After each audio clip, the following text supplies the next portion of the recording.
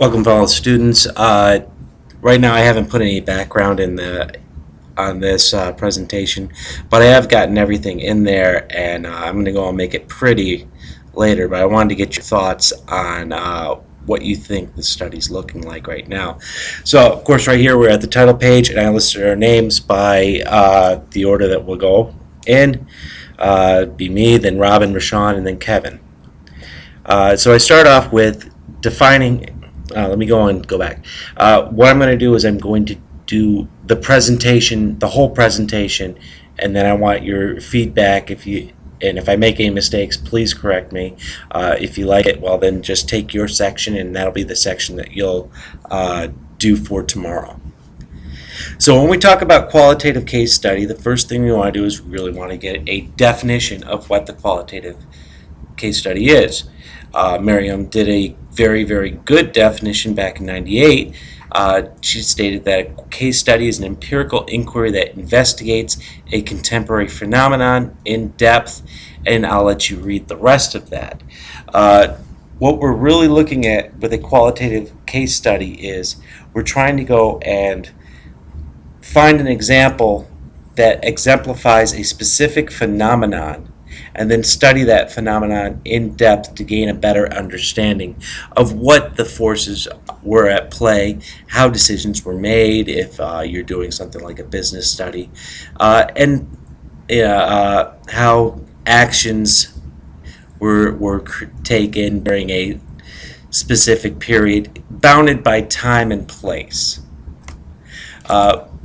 Whenever you're identifying your case, you need to establish a rationale for your case. Why are you doing this specific case is the big question you should be asking yourself. You want to define what social phenomenon am I trying to go and understand, and to develop your research question or questions in this. So when you're developing your rationale, you want to go and provide an extensive or in-depth description of some social phenomenon, something out there in the world that happens that you need to go and understand better, and a very good reason why we should go and research that. Your rationale might be that you're on a quest to explain higher why some social phenomenon works.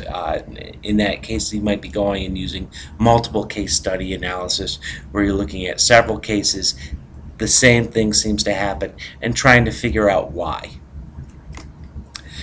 So when we're looking at social phenomena, these are some great examples of social phenomena that you might study, such as individual life cycles, organizational or managerial processes in case of a business case study, the maturation of an industry.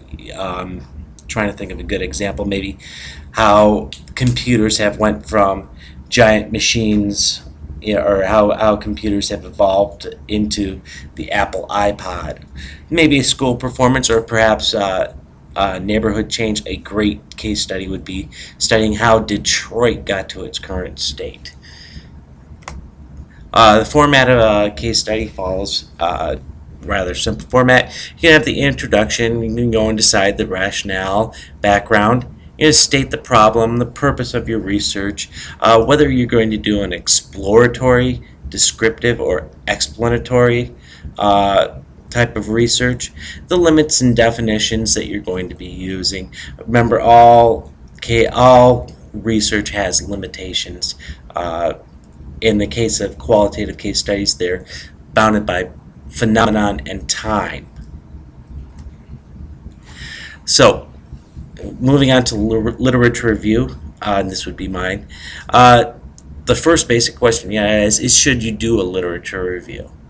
And there's some question about whether or not it is, because qualitative case studies, they're trying to go and capture something unique about a person or phenomenon, some kind of essence. And the question is, well, if you do a literature review, is that going to go and put some sort of lens, some sort of filter in front of you that's going to go and change your results if you hadn't done a literature review? And that's what Ian points out in his in 2011, and the book, I believe, is Qualitative Research from Start to Finish. He points that out. He also points out that you can also do a review that demonstrates that what you're studying is unique.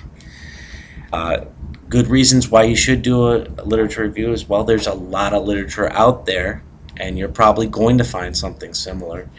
And quite frankly, that reviews have become expected. Someone on your panel is probably going to go and say, well, you should do a literature review because I expect you to.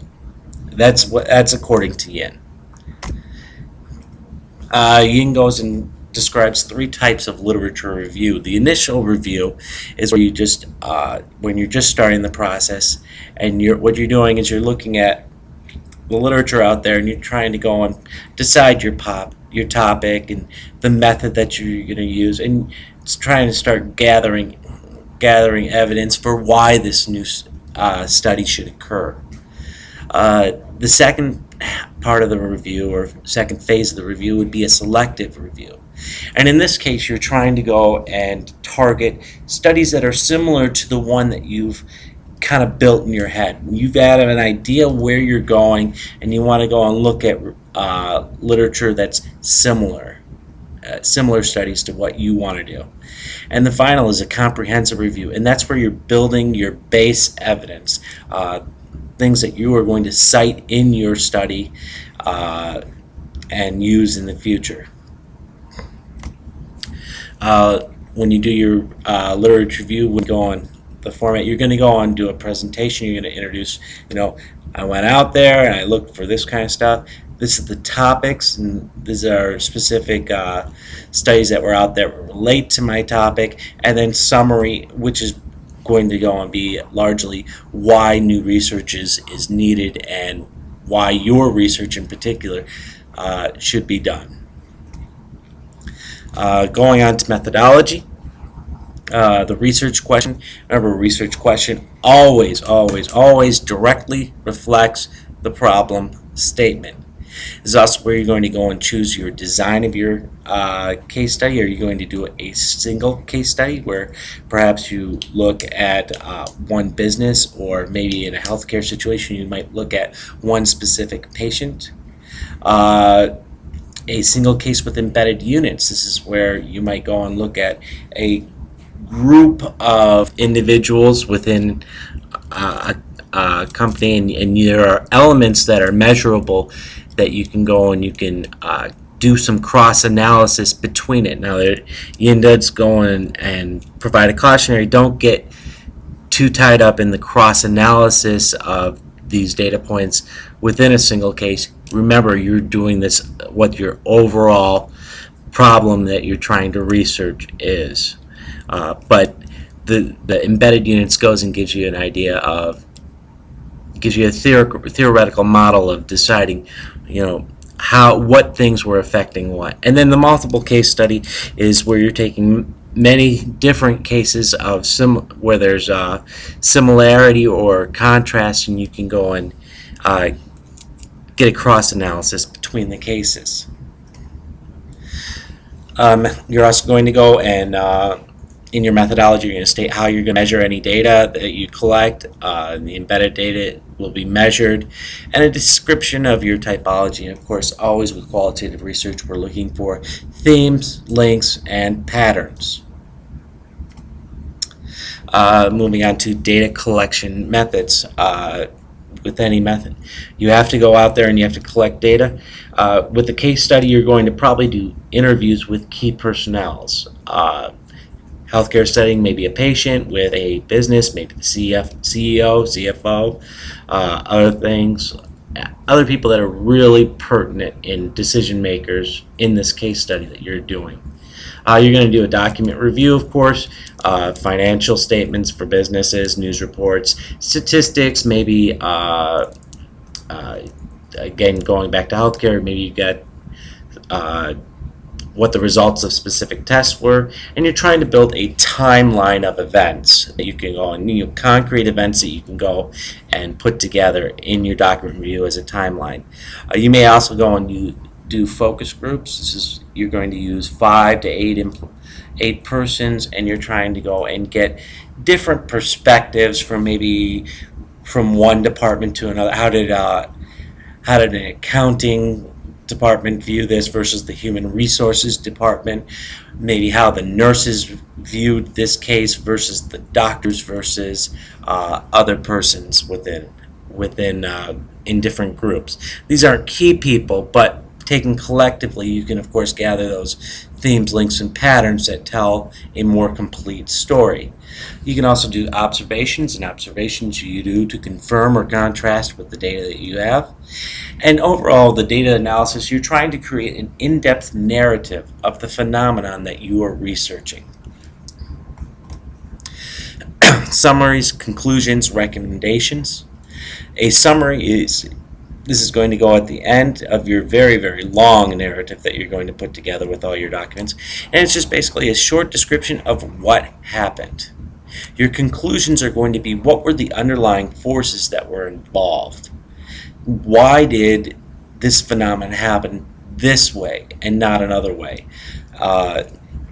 Such as that, and other pertinent themes and the patterns that you discovered, and the links, of course. Recommendations you would go on to use. Well, how can we use this information in the future when we face similar situations? How can we go and use that to make better decisions and the like? Summarization of a case study. Well, every case study must have 5 things. The first thing is it must be significant. Again, going back to that rationale, you must have a good reason for doing it. A case study must be complete. You must consider the alternative perspectives. That includes document reviews, the interviews, focus studies, gathering all the data so that you can go and present so that it shows that you really did do the in-depth analysis. You must display this as you can use charts, graphs, other ways that conveniently display data, and it must be composed in an engaging manner so that it goes in the narrative is easy to follow along, and so that you can go and understand how things moved and progressed. And then finally, here are our references. Merriam, Yin, and Yin are the 2 major sources when it comes to qualitative case study. And that concludes the presentation. I know this is short. I would like to know what your suggestions are. I am kind of concerned at how short it is. Okay, well, thank you.